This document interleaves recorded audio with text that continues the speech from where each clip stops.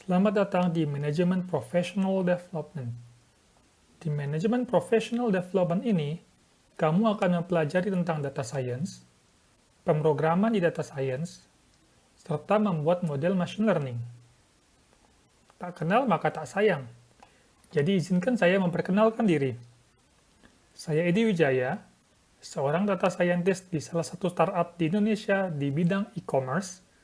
Dalam 6 minggu ke depan, saya akan menemani teman-teman semua untuk belajar data science. Apa saja skill-skill yang akan teman-teman dapatkan dalam 6 minggu pembelajaran ini?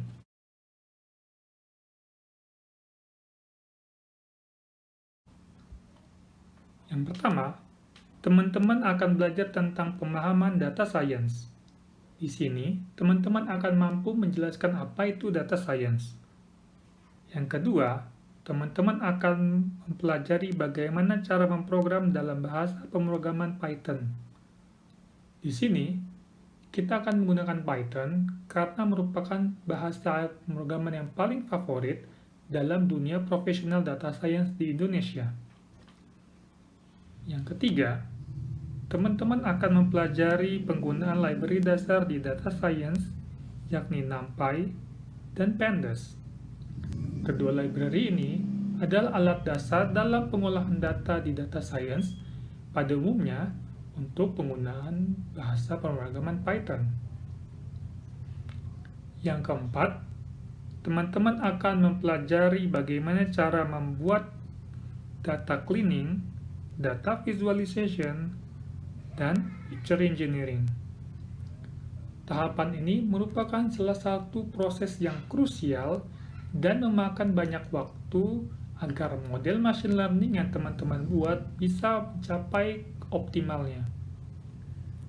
Yang kelima, teman-teman akan mempelajari machine learning regresi dan pemahaman konsep agar model yang teman buat menjadi optimal. Dan yang terakhir, teman-teman akan membuat model klasifikasi dan justifikasi apa saja yang dibutuhkan agar model machine learning teman-teman mencapai kemampuan optimalnya.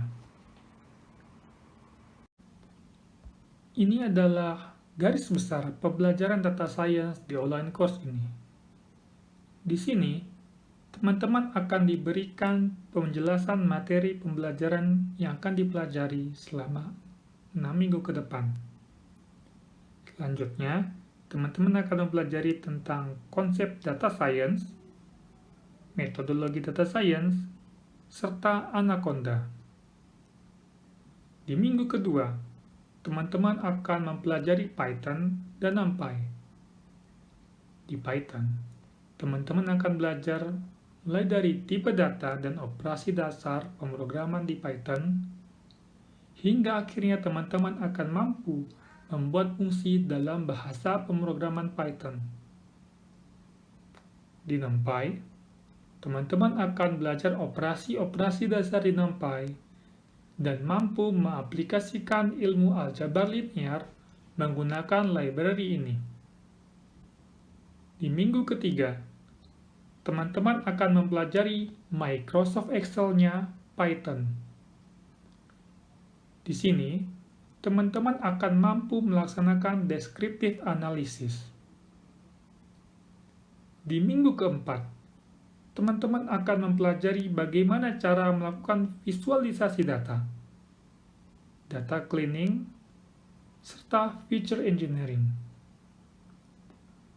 Berikutnya, di minggu kelima, teman-teman akan dikenalkan regresi dan nantinya akan mampu membuat model regresi dan mengetahui hal-hal apa saja yang diperlukan dan perlu diperhatikan dalam mengukur kualitas model regresi yang sudah teman-teman buat.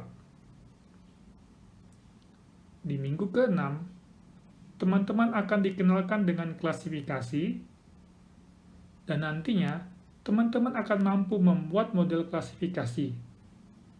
Tentunya, di pertemuan ini, teman-teman akan diberikan pengetahuan tentang hal-hal apa saja yang diperlukan dan perlu diperhatikan dalam mengukur kualitas model klasifikasi yang sudah teman-teman buat.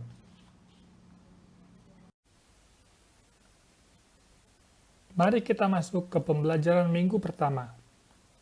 Di minggu pertama ini, kita akan mempelajari konsep dasar data science, posisi yang ada di data science, dan lingkungan kerja di data science. Mari kita melihat kasus-kasus yang ada di slide berikut ini. Pernah nggak sih teman-teman merasakan kasus-kasus ini? Pertama nih, muncul iklan produk PS5 di Instagram setelah sebelumnya teman-teman berdiskusi dengan teman-teman lainnya seputar PS5. Padahal tuh HP dalam keadaan terkunci dan tidak melakukan aktivitas lain selain berdiskusi. Apa sih yang terjadi di balik fenomena ini? Di balik fenomena ini ada konsep product recommendation. Jadi, tanpa teman-teman sadari, HP Android kita tetap aktif mendengarkan kita sehari-harinya setiap saat. Dari obrolan yang didengarkan HP ini, Google akan menawarkan iklan yang relevan dengan topik pembicaraan yang dilaksanakan sebelumnya, yakni PS5. Terus nih ya, kita baru aja nih nge-add beberapa teman di Facebook atau LinkedIn, tapi dapat saran teman yang benar-benar dikenal tanpa kita harus cari di search bar. Apa sih yang terjadi di balik fenomena ini? Yang terjadi adalah social network analysis dan recommendation.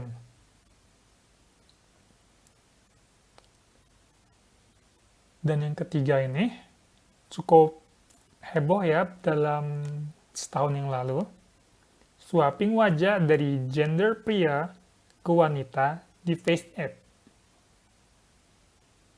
Kira-kira apa nih yang terjadi?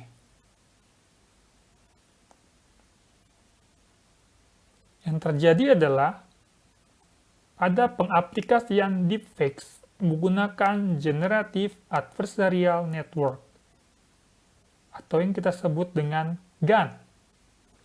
GAN ini salah satu teknik yang ada di Artificial Intelligence atau Data Science yang sangat advance. Nah, agar teman-teman mampu melakukan ketiga hal ini, mari kita mempelajari dasar-dasar yang dibutuhkan agar teman-teman ke depannya akan mampu melakukan data science. Nah, dari contoh kasus ini, teman-teman sadar gak sih bahwa sebenarnya data science itu ada di sekeliling kita? Tapi teman-teman mungkin bertanya-tanya ya, apa sih itu data science?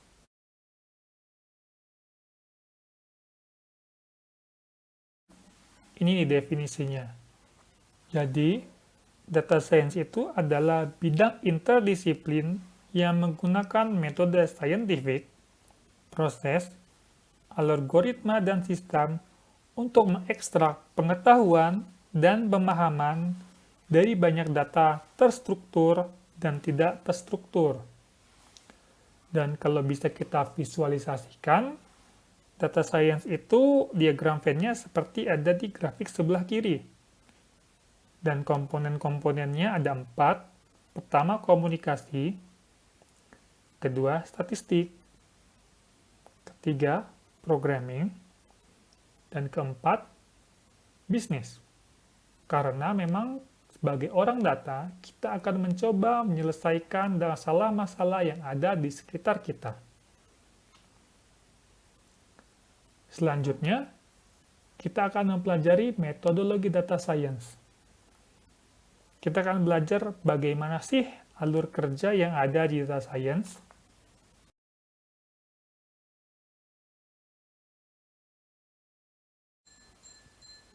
Di data science, terdapat berbagai macam metodologi. Yang kita bahas, pada dasarnya ada 2, yaitu CRISP-DM dan TDSP. CRISP-DM ini dibuat oleh IBM, dan CRISP-DM merupakan salah satu framework data science yang paling sering digunakan. Berikutnya ada Kanban dan Scrum. Kanban dan Scrum umumnya digunakan di software engineering karena mereka bersifat agile. Berikutnya ada TDSP atau Team Data Science Process. Metodologi ini dibuat oleh Microsoft. Ada banyak metodologi data science lainnya, tapi tidak akan kita bahas. Kita bahas CRISP-DM. Di CRISP-DM ini, kita mulai dari business understanding. Business understanding ini adalah kita memahami masalah apa yang dihadapi oleh pelaku bisnis. Dari pemahaman masalah apa yang kita perlu selesaikan, kita bisa menurunkan analytic approach, pendekatan analitik. Dari pendekatan analitik ini, kita bisa turunkan kebutuhan data apa aja yang kita butuhkan agar solusi yang kita ajukan bisa terlaksana. Jika kebutuhan data sudah didapatkan, kita kumpulkan dong tentunya data-data yang kita butuhkan, dan itu ada di data collection. Berikutnya, dari data collection, kita perlu memahami bagaimana karakteristik data kita. Dan itu ada di tahapan data understanding. Jika kita sudah paham bagaimana data-data kita masuk ke data preparation atau kita persiapkan data kita agar siap digunakan di machine learning. Jika sudah, kita buat deh modelnya. Dan jika kita sudah buat model, kita evaluasi. Jika kira-kira hasil dari model yang kita buat sudah cukup untuk diaplikasikan ke bisnis, kita masuk ke tahap deployment. Di tahap deployment ini, kita ukur bagaimana impact atau dampaknya ke bisnis, sehingga nantinya kita bisa melihat apa feedback dari pelaku bisnis terhadap model data science atau model machine learning yang telah kita buat. Nah, dari alur yang sudah dijelaskan sebelumnya, ada panah yang maju dan juga ada panah mundur. Artinya, analisisnya ini sebenarnya cukup fleksibel karena jika seandainya misal di tahap evaluasi ini, modelnya tidak cukup memenuhi standar yang dibutuhkan perusahaan. Alhasil kita bisa turun kembali ke modeling, atau bahkan kita bisa turun lagi ke data preparation, data collection, agar kita bisa mendapatkan data-data yang lebih baik agar model kita semakin baik dan akhirnya kebutuhan perusahaan terpenuhi. Nah, kalau kita bisa jelasin nih data science dengan kegiatan sehari-hari di rumah tangga, contohnya memasak. Ini bisa ada analogi yang cukup tepat, yaitu kalau di data science kan ada business understanding ya.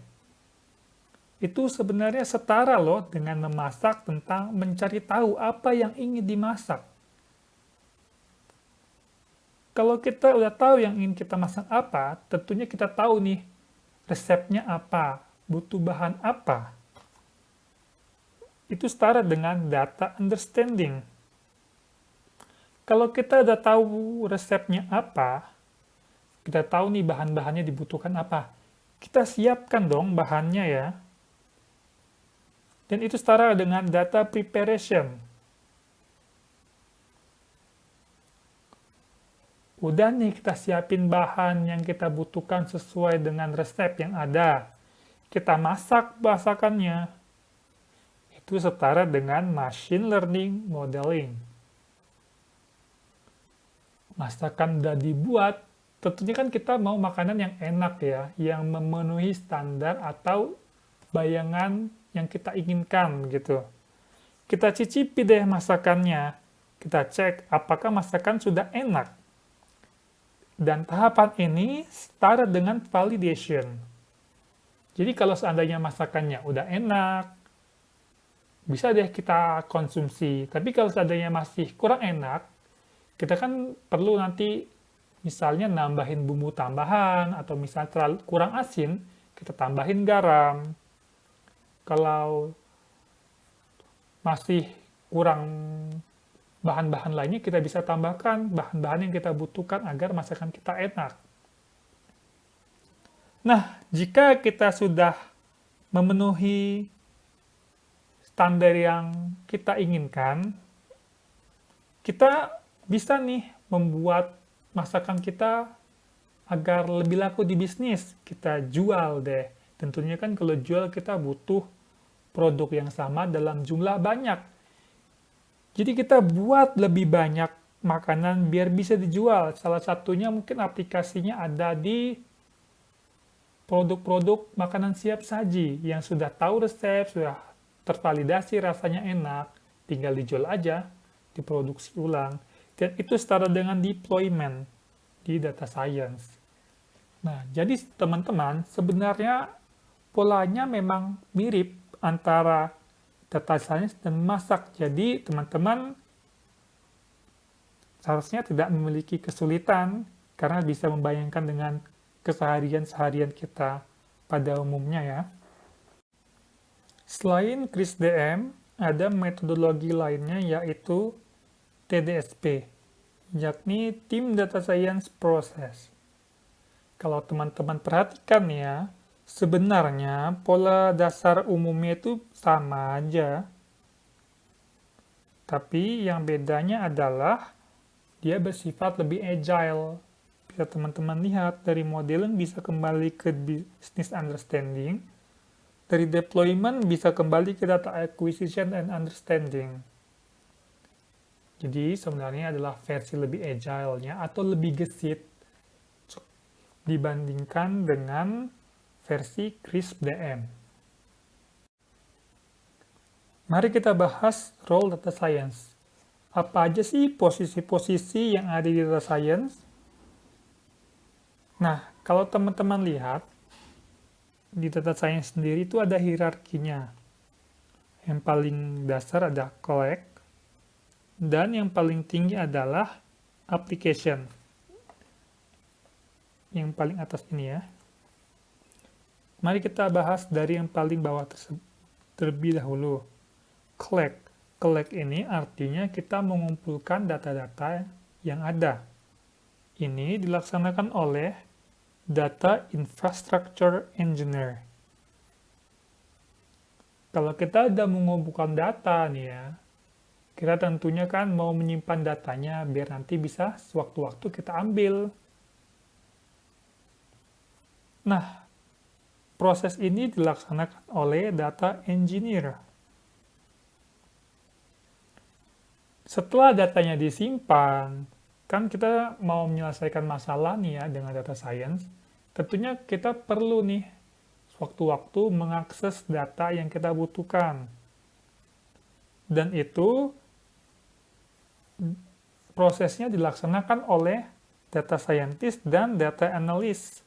Mereka mengakses data yang sudah dibersihkan data engineer, sehingga mereka bisa mengeksplor, mengagregat, dan mempelajari data sehingga dihasilkan oleh sebuah machine learning model. Jika sudah dihasilkan machine learning model, digunakanlah oleh seorang machine learning engineer. Mari kita bahas posisi yang ada satu persatu ya. Pertama itu data engineer. Data engineer ini tujuannya mengolah data berantakan menjadi siap pakai. Mereka ini bertanggung jawab untuk memastikan bahwa data perusahaan bisa digunakan kolega mereka biar lebih efisien. Gitu. Umumnya pakai skill apa sih mereka? Ada AWS atau Google Cloud. Ini popular cloud provider ya. Ada juga Kubernetes and Terraform. Di Kubernetes ini sering dipakai software engineer ya. Ada Kafka, ada databases. Ya tentunya databases ini tempat menyimpan data-data yang sudah mereka kumpulkan ya. Sehingga nantinya bisa diakses oleh para analis atau data scientist. Dan terakhir ada Airflow atau Luigi digunakan untuk mengotomasikan proses-proses yang ada di data science. Sehingga nantinya tidak perlu melakukan kerjaan yang sama berulang-ulang. Cukup dilaksanakan oleh program saja. Berikutnya ada data analis. Ini mungkin cukup familiar ya. Di data analis, para data analis ini mereka paham menganalisis data yang tersedia di perusahaan mereka. Data-datanya ini yang dikumpulkan oleh para data engineer. Jadi data-data yang sudah bersih diambil oleh data analis, mereka olah nih dengan menggunakan berbagai teknik statistik dan data science lainnya untuk menggali insight dan menjelaskannya ke pihak-pihak lain. Salah satunya adalah business stakeholder. Skill-skill mereka umumnya menggunakan SQL, dan ini wajib banget mereka miliki karena bahkan keseharian mereka itu mainannya dengan SQL. Berikutnya mereka juga perlu pakai Python untuk melakukan berbagai proses statistik. Mereka juga bisa menggunakan Tableau untuk membangun dashboard, statistika dasar, karena mereka akan melakukan kegiatan berhubungan dengan statistik, tahu bagaimana cara bereksperimen agar hasil mereka dapat dipertanggungjawabkan dan sistematis, dan juga mereka membutuhkan sedikit machine learning agar bisa menggali insight-insight yang kira-kira perlu nih penggunaan proses data science dengan machine learning. Posisi ketiga ya, yang paling populer, data scientist. Kerjaan mereka ini data scientist cukup mirip ya dengan data analyst, bahkan kadang-kadang data scientist ini juga melakukan kerjaan data analyst di beberapa perusahaan. Mereka mengambil data yang sudah dibersihkan oleh data engineer, mereka menganalisisnya juga bisa karena memang mirip dengan data analis, data science ini, tapi umumnya ya idealnya itu fokus ke membuat layanan model prediktif. Mereka mau menjawab bagaimana sih cara membuat data yang dikumpulkan ini sehingga bisa digunakan untuk membuat model yang bisa memprediksi suatu hal. Hasil mereka adalah sebuah model machine learning. Skill set mereka umumnya adalah machine learning, yakni sebuah tools utama untuk membangun sistem prediktif. Mereka juga butuh Python, bahasa pemrograman utama, bahkan mereka juga kadang bisa membutuhkan R ya. Tapi Python ini lebih utamakan karena lebih gampang untuk memasuki stage production dibandingkan R.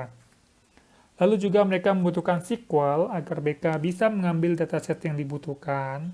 Dan mereka juga butuh Flask atau Docker sehingga mereka bisa membuat web service sederhana dari model yang sudah dibuat. Dan keempat, ada Machine Learning Engineer. Mungkin teman-teman agak kurang familiar ya dengan posisi ini dibandingkan data science. Nah, kalau di data scientist mereka udah ngebuat model nih ya. Tapi kan kadang-kadang mereka perlu mengaplikasikan dan membuatnya biar lebih banyak dan lebih bermanfaat di perusahaan gitu. Biar bisa dipakai orang yang lebih banyak gitu. Nah, model yang sudah dibuat ini diserahkan nih ke machine learning engineer biar dibuat dalam skala yang lebih gede. Jadi istilahnya bisa dikatakan bahwa machine learning engineer itu mengambil apa yang sudah dibuat data scientist dan membuatnya dalam skala yang lebih besar.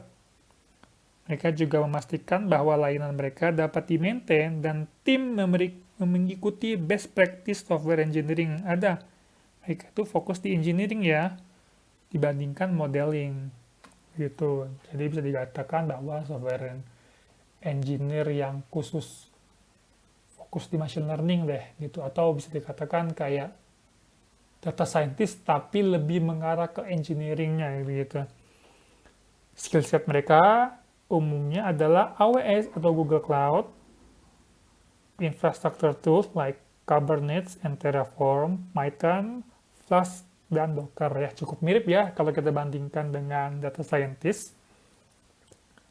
Nah, ini relevansi skill mereka secara sekilas. Bisa teman-teman lihat bahwa beberapa posisi itu sangat membutuhkan skill tertentu yang sangat kuat. Misal kayak data engineer nih, dibandingkan teman-teman data scientist atau data analis itu mereka lebih kuat gitu. Sedangkan kalau kayak berhubungan dengan data visualisasi, data analis, dan data scientist itu emang perlu lebih kuat karena memang sangat terlibat dengan stakeholder bisnis. Jadi ide-ide atau insight mereka perlu dikomunikasikan. Nah, mungkin teman-teman berpikir bahwa kerjaan data science itu ideal ya, padahal sebenarnya itu enggak. Jadi kerjaan data science itu sebenarnya tergantung jenis perusahaannya, skala dari perusahaannya tersendiri. Misalnya kayak di startup, data scientist ini cenderung generalis. Jadi mereka seringkali melakukan banyak hal gitu. Bahkan kadang juga melakukan business intelligence, data analysis, data engineering juga loh. Sedangkan kalau di big company, data scientist itu adalah posisi idealnya yang teman-teman sering bayangkan gitu. Mereka fokusnya lebih kayak satu hal aja. Misalnya computer vision ya computer vision banget gitu. Mereka tidak perlu tahu hal-hal yang generalis banget gitu. Berikutnya, kalau di startup, data scientist itu cenderung memiliki test stack-nya luas, karena memang kan kerjaannya generalis ya. Beda halnya dengan yang di big company, karena mereka perlu spesialisasi, test stack-nya nggak perlu banyak, tapi yang penting itu dalam banget, begitu. Kalau di startup, seringkali data scientist itu menghabiskan waktunya membangun data pipelines, bukan di analitik yang sering teman-teman temukan di courses-courses data science. Sedangkan kalau di big company, kerjaannya memang benar-benar fokus di data analitik. Gitu. Mari kita lanjutkan pembelajaran ini dengan mempersiapkan komputer teman-teman biar bisa mempelajari ilmunya langsung. Yuk kita persiapkan komputermu sebelum belajar.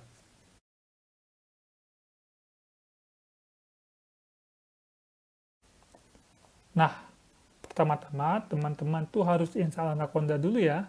Klik aja link yang ada di sini atau ketik saja. Atau mungkin bisa search aja di Google Anaconda. Lalu teman-teman bisa pilih sistem operasi yang teman-teman gunakan. Umumnya adalah Windows atau macOS.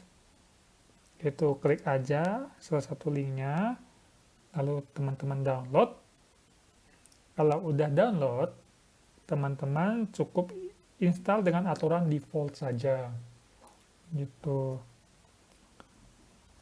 Nah, ketika teman-teman sudah menginstal Anaconda, teman-teman sebenarnya sudah siap nih untuk menggunakan lingkungan kerja data science. Teman-teman buat mengakses lingkungan kerja ini cukup buka aplikasi Anaconda dan klik Jupyter Lab.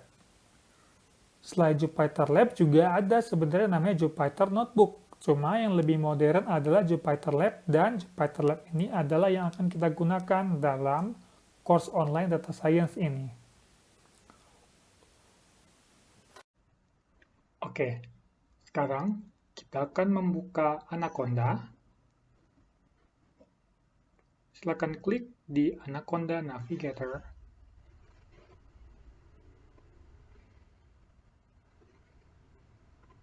Tunggu loadingnya.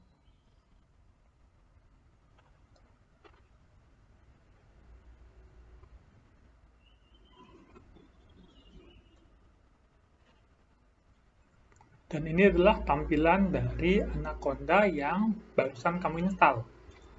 Di sini saya akan memperkenalkan beberapa fitur yang ada di Anaconda Navigator ini.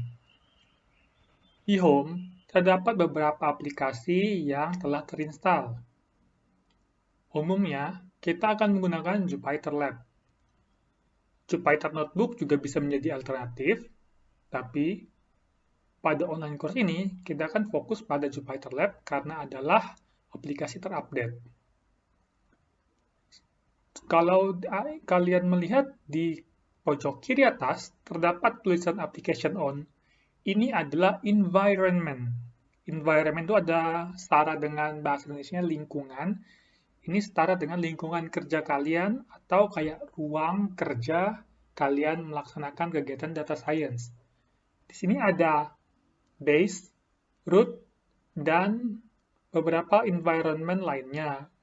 Environment ini bisa kalian buat sendiri, tapi defaultnya adalah base. Kita akan melihat ke environment. Ini adalah environment yang sebelumnya sudah saya jelaskan, yang ada di tombol home ini. Di sisi kanan, terdapat berbagai list library atau peralatan yang sudah kita install. Seringkali, ketika kita mengerjakan project data science, terdapat tools perkakas atau library yang tidak kita miliki. Nah, ini adalah link yang sudah disertakan pada materi tadi. Teman bisa search aja di Google. Nah, download. Klik download ini, teman-teman akan diarahkan ke installer Anaconda. Teman-teman bisa pilih sesuai dengan sistem operasi yang teman-teman miliki. Ada Windows dan macOS umumnya ya. Karena saya menggunakan Windows, saya akan mengklik ini. Akan download.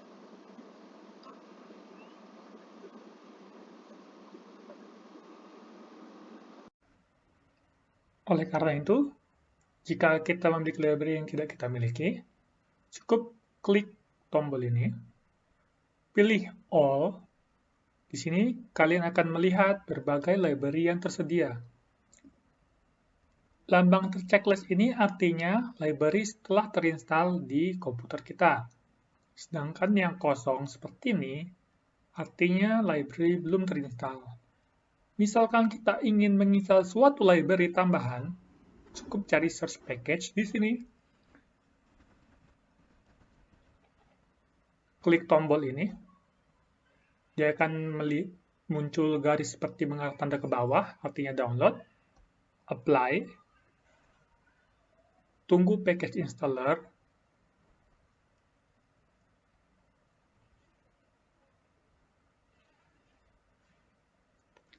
Cukup memakan waktu.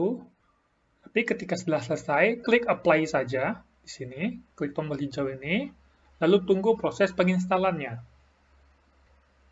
Jika sudah berhasil, maka kalian bisa menggunakan library Plotly ini. Dan kalian juga bisa mengaplikasikan ilmu ini dengan library-library lainnya. Selain menggunakan Anaconda Navigator, terdapat juga cara lain dengan menggunakan terminal atau menggunakan Conda. Namun, hal ini tidak kita bahas pada online course ini. Sekarang kita akan lanjut untuk membuka Jupyter Lab. Cukup klik tombol yang ada di tulisan di bawah Jupyter Lab ini. Klik Launch, tunggu sebentar hingga browser kalian terbuka. Jika berhasil, akan muncul tampilan seperti ini. Saya akan memperkenalkan user interface yang ada di Jupyter Lab ini. Di launcher, terdapat file yang dapat kalian buat. Pertama adalah notebook, kedua adalah console, dan others, mulai dari terminal hingga show contextual help. Kita akan fokus pada notebook. Jadi kita klik saja notebook ini, dan akan muncul sebuah notebook baru, untitled.ipynb. Bisa kalian lihat, karena directory atau lokasi notebook ini ada di desktop kita juga terbuat suatu file namanya untitled.ipynb. Artinya, file ini adalah file yang ada di pojok kiri ini. Di sini ada beberapa tombol yang perlu kalian ketahui. Itu pertama new. Kalian bisa membuat beberapa file. Lalu kalian juga bisa membuat new launcher, yang seperti tadi kita klik, akan muncul tampilan yang sebelumnya. Ada juga view, di mana kita bisa melakukan setting tampilan yang ada di Jupyter Notebook ini.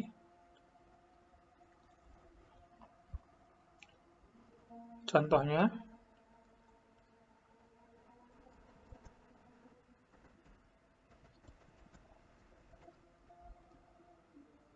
pada keadaan seperti ini, kita tidak melihat baris dari masing-masing kode.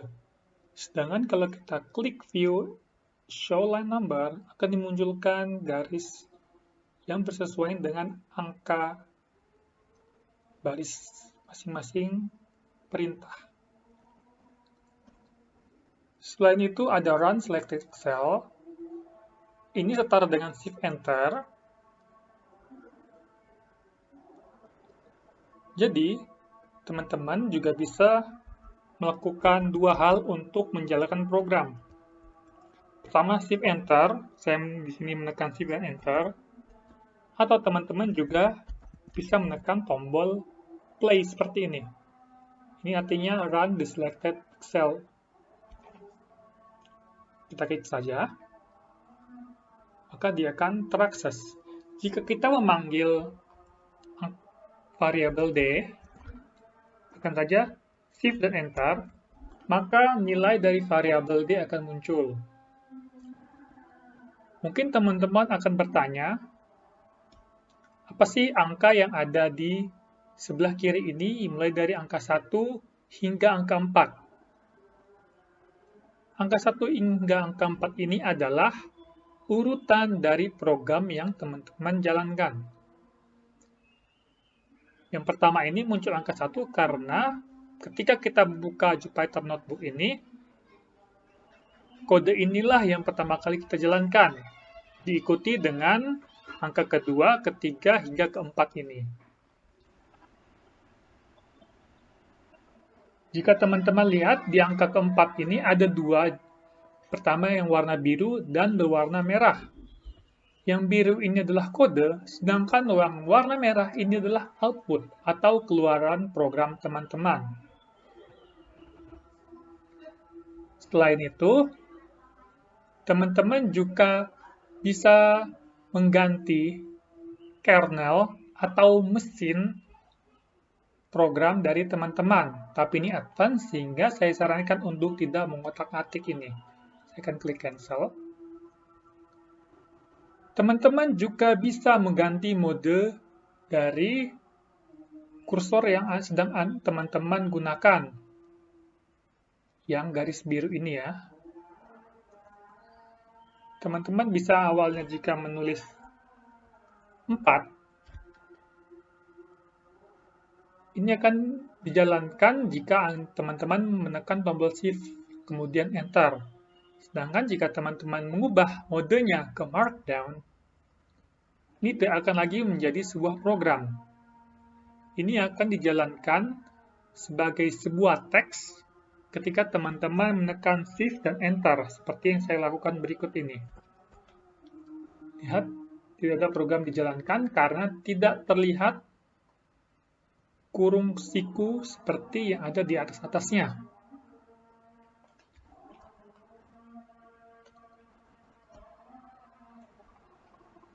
Sehingga ketika teman-teman memiliki atau ingin memasukkan komentar di notebook ini, teman-teman bisa langsung masukkan saja di kursor ini.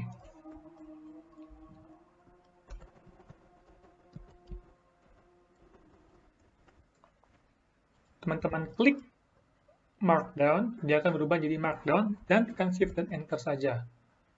Atau, teman-teman juga bisa mengubah Hello World ini ke dalam bentuk kode kembali. Dan ketika teman-teman menuliskan Hello World dan tekan Shift Enter, maka akan terbentuklah program yang telah teman-teman jalankan. Tentunya program ini kalau kita jalankan akan muncul error ya, karena memang di Python kita bisa membuat variabel ada spasinya,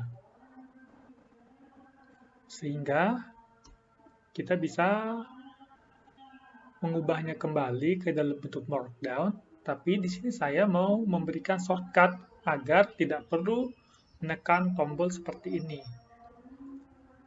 Caranya adalah teman-teman pertama klik line yang ingin teman-teman ubah, klik Escape, pencet tombol Escape maksud saya. Setelah dipencet atau ditekan, teman-teman tekan tombol M di keyboard teman-teman. Dia akan beralih mode ke Markdown.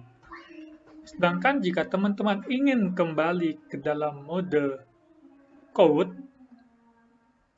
teman-teman bisa menekan hal yang sama, klik line yang ingin program yang ingin teman-teman ubah, tekan tombol Escape, lalu tekan tombol Y di keyboard.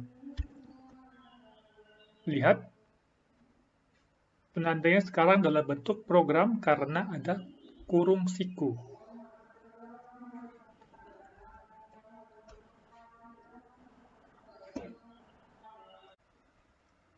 Seringkali, ketika kita sedang mengerjakan proyek data science, kita akan berhadapan dengan error-error. Error-error ini merupakan keseharian seorang data scientist. Oleh karena itu, teman-teman jangan panik. Teman-teman saya anjurkan untuk membiasakan diri menggunakan Google, dan teman-teman bisa search permasalahan yang teman-teman hadapi melalui Google. Terima kasih. Tunggu materi data science berikutnya.